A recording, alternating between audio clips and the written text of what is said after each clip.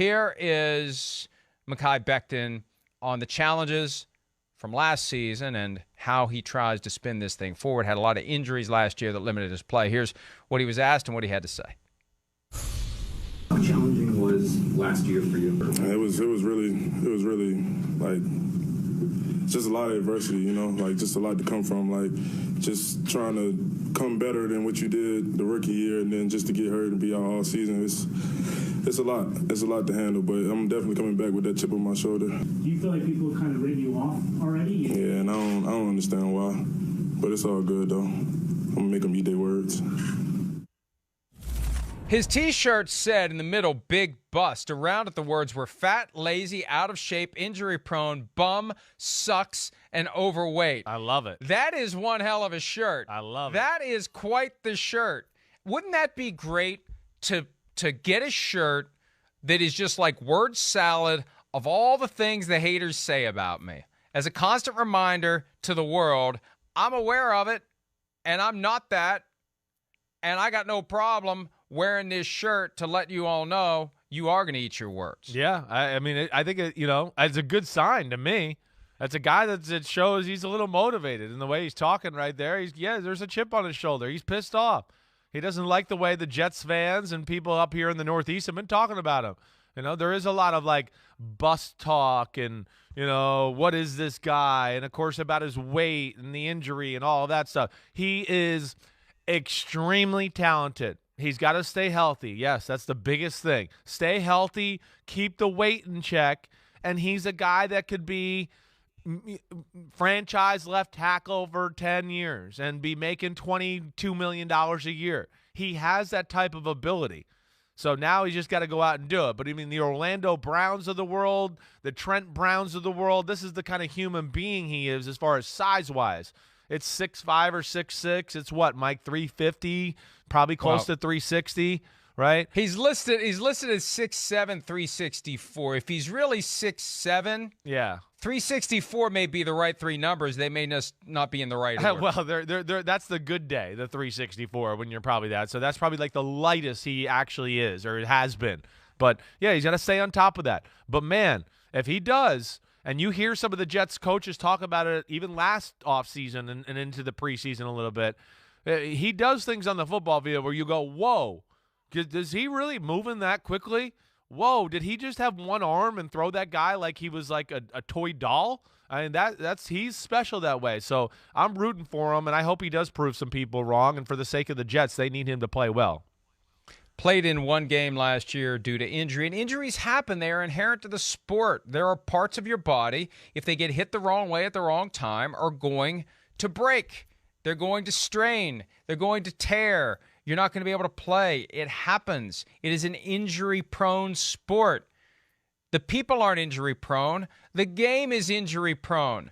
That's how it works, and some guys just aren't lucky. Now, at a certain point, it's not a matter of luck. It's just a matter of constitution of your body. I mean, certain people just can withstand the pounding. Emmitt Smith, we talk about running backs all the time. It's inevitable you're going to get injured. Well, Emmitt Smith, it was inevitable that he was going to play no matter what was wrong with him. Sure. He found a way to get it done. He was built a certain way, and the hits that would injure others didn't injure him. Again, we don't know until you throw the guy into the fray at that level if his body can withstand it. Certain bodies can and certain bodies can't. And some big bodies still can't. You're right. It doesn't matter. You're not indestructible just because you're 6'7", 360. And that's why you got to play, Mike. It's a real thing. Like what you're talking about there. Yes, it's, natural to some people. And the fact that they have the sixth sense a little bit of, I just know how to put my body in a certain position that kind of gets it out of harm's way when you're in the mosh pit of people. And there's some guys that are just, they're gifted at that. They know how to do it. And, hey, a little lucky too. But the other thing is when you play, you learn that stuff as well. You learn, I was in this situation before and somebody fell on my ankle. Here it is again. Let me get my feet out of the ground so it doesn't happen. You start to learn the little nuances of protecting your body while also trying not to protect it.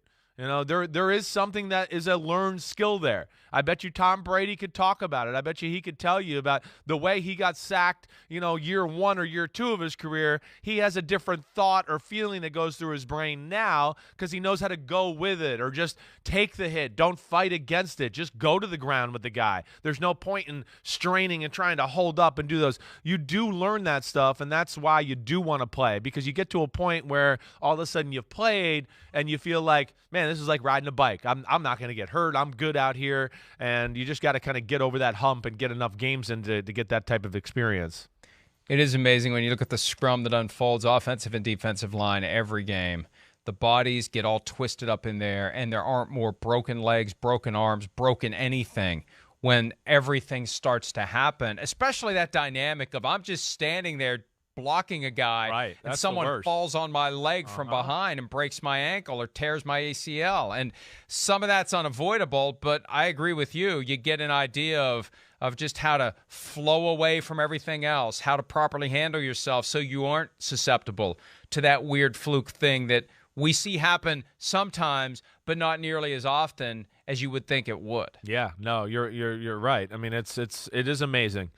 And, I mean, again, I can speak to myself and how many times I gave the ball to the running back running up the middle and saw collisions and people fall on each other and just go, oh, my gosh, I don't know how that guy survived. And holy cow, that guy almost lost his leg. He was an inch closer there. The leg he's going to it's broken. It snaps. I mean, it's a brutal sport. And, again, I think that goes back to why we support the players when it's time to get new money and we want them to get it. It's not a doctor or a lawyer.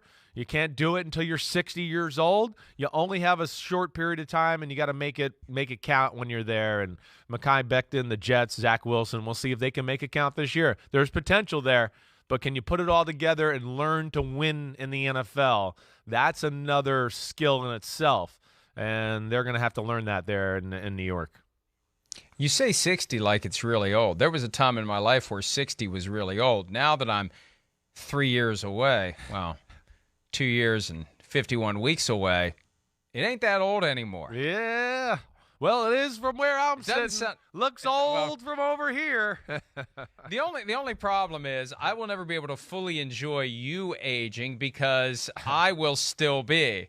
Like, it's going to be hard for me to laugh at you turning 60 because I don't even want to think about it. You'll be 76. That's why. Yeah, thanks.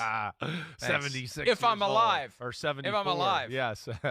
Who knows? All right, let's go ahead and take a break. The Chris Sims Top 40 Quarterback Countdown for 2022. We've got 4 left. We'll give you 4 and 3 when PFT Live continues right after this.